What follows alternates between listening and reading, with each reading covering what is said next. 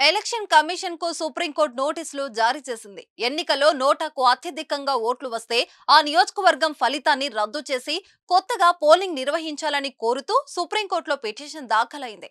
దీనిని పరిశీలించిన సుప్రీం ధర్మాసనం ఈ అంశంపై భారత ఎన్నికల సంఘానికి నోటీసులు జారీ చేసింది.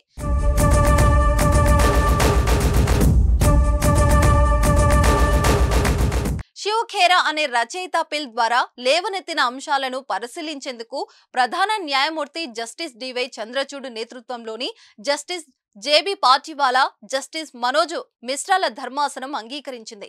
నోటా కంటే తక్కువ ఓట్లు సాధించిన అభ్యర్థులను 5 ఏళ్ల పాటు అన్ని ఎన్నికల్లో పోటీ చేయకుండా చూసేలా నిబంధనలు రూపొందించాలని ఆ పిటిషన్లో పేర్కొన్నారు.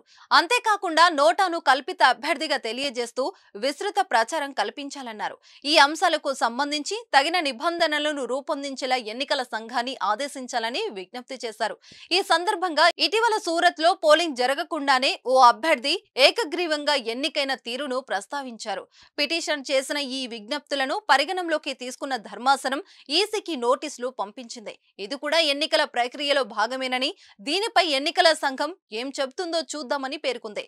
నోటా అంటే నన్ ఆఫ్ ది అబోవ్ పైన పేర్కొన్న అభ్యర్థులు ఎవరు కాదు అనే option. People's union for civil liberties వేసిన ప్రజా ప్రయోజన వాద్యంతో 2013లో సుప్రీంకోర్టు ఇచ్చిన ఆదేశాల మేరకు ఈవీఎంలలో నోటా ఆప్షన్ కల్పించారు.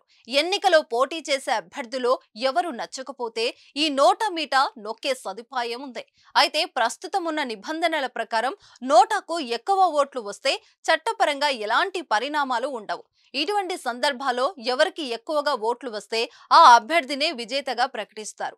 ఇప్పుడు సుప్రీంకోర్టు దీనిపై ఎటువంటి తీర్పునిస్తుందో చూడాలి.